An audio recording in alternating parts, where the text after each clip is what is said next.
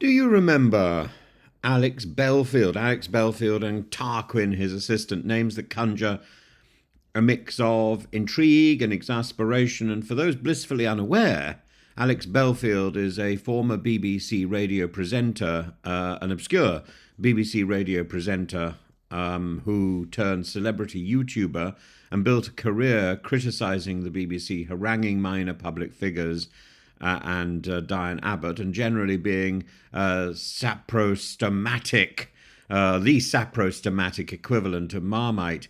In 2022, he was convicted of stalking and sentenced to 5.5 years in prison, and where he's been busy editing 6 books, apparently, and plotting a national tour scheduled for June. And one might say Belfield is vermiculously burrowing his way back into public consciousness, though whether as a curiosity or a cautionary tale remains to be seen. Tarquin is Belfield's particular or peculiar alter ego, a sort of posh, fast, sinuous figment of his imagination. I don't know whether Tarquin actually exists, combining the wit of an Etonian parrot with the moral compass of a used car salesman. And Tarquin is reportedly part of his prison rehabilitation routine, proving that even behind bars, one can be irritatingly entrepreneurial. And so, in the same way that Tommy Robinson manages to get a podcast out, maybe maybe Alex Belfield has done the same. I don't know, but certainly there are noises out purporting to be an AI Belfield touting for a loving public to go back and boost his reputation. And if the book's anything like his YouTube channel, they'll likely blend his saprostomatic musings with invective-laden rants about the BBC, delivered in a tone somewhere between theatrical outrage and self-pity. But Belfield is not the first, nor will he be the last to profit from the peculiar alchemy of prison and creativity. So I thought it might be interesting to look briefly at those people who've turned a penal sentence into literary gold, starting with Lord Archer. Lord Archer, I got a letter from Lord Archer just after he got out of prison, and he was very kind. I remember talking to him once long before prison beckoned. And again, a very thoughtful and considerate man, but clearly considerate to the wrong sort of people as well. A Tory peer, novelist, master of reinvention, saved from financial ruin by the book, served time for perjury and perverting the course of justice, and saved again by the book. While incarcerated, he turned his charm to producing the Prison Diaries, a 3-volume nebulous nenuphar of chronicled life, his experiences behind bars, and each volume is named after one of Dante's levels of hell, which is rather apt for Archer, a man who could sell sand to the Saudis while simultaneously denying he'd ever been to a dessert. He'd ever eaten a dessert in a desert. And his prison writing was wildly successful, despite being laden with self-aggrandizement and tales of his heroism in the face of such adversity as being served lukewarm soup.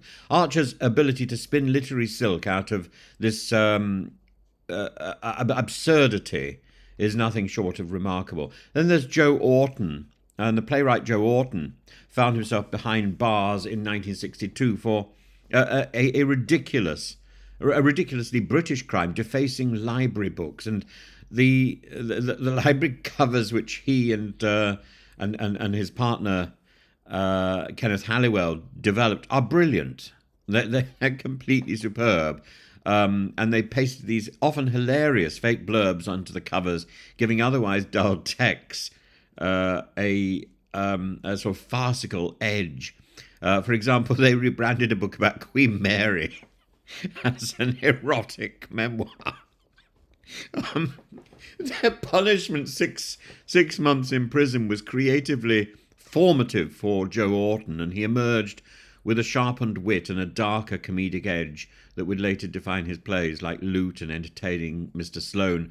And he turned his prison stint, in other words, into fuel for a career that mocked the absurdities of the British establishment, a legacy that still feels fresh and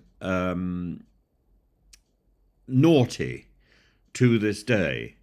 Oscar Wilde is another, the incomparable Oscar Wilde, who turned his imprisonment into De Profundis, a long and poignant letter to his former lover, Lord Alfred Douglas. And unlike Belfield's anticipated rants, Wilde's writing transcends the situation and the bitterness to achieve genuine pathos, and his prose and poetry excavates the betrayal of his nature, his imprisonment, the public disgrace, elevating his suffering into a work of art.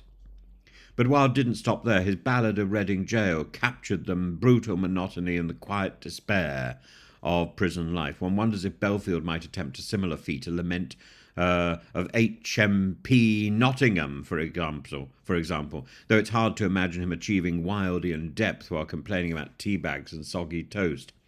There are others. Nelson Mandela, a far more noble example, perhaps. Mandela wrote Long Walk to Freedom during his 27 years in prison, detailing his struggle against apartheid. And while regimes sought to crush him, his words became a beacon of hope and justice. Fyodor Dostoevsky, in a Siberian labor camp, was inspired to write Notes from a Dead House, a grim yet vivid portrayal of life among criminals and misfits in 19th century Russia. John Bunyan, locked up for preaching without a license. He penned The Pilgrim's Progress, one of the most widely read books in English literature. Proof that even in the most appalling confines of 17th century England, creativity could flourish. So what will Belfield produce? Belfield is likely to pen a melange of grievances, anecdotes, and Tarquin-infused diatribes aimed at skewering perceived enemies, rebranding himself as a misunderstood genius. I had a little run-in with Belfield myself. They may lack the gravitas of Archer or Wilde, but they'll undoubtedly appeal to his niche audience of YouTube devotees, and why not? The real question is whether Belfield's national tour will be met with applause or eye rolls. Will it sell out? Will there be real tickets? One hopes his audience will bring their sense of humour and perhaps a thesaurus to decode his wit. And in the grand tradition of prison writers, Belfield stands as a curious footnote rather than a luminary. But as the wheel of fortune spins, one can only wait to see what absurdity and what treasures June brings. Will Belfield emerge as a person who has found genuine wit, solace, and reflection from his time in prison, and as I remember also talking briefly to Jeremy Vine about this, because he was badly attacked by Belfield. And, you know, you have a responsibility. You have a responsibility if you are in the public eye, no matter how modestly, to try to do good rather than to do harm. And I would hope that when Belfield comes out, he will try to do some good with his talent, because he is a talented man. There's no doubt at all about it. He's a talented individual. And whether Tarquin exists or not, Tarquin has become a character who is as much associated with Alex Belfield as indeed are his imitations of so many of the characters that he lampoons. And as I say, I hope his time inside has given him an opportunity to mature and to grow as an artist, because it would be wonderful to see what Belfield could be rather than what he was.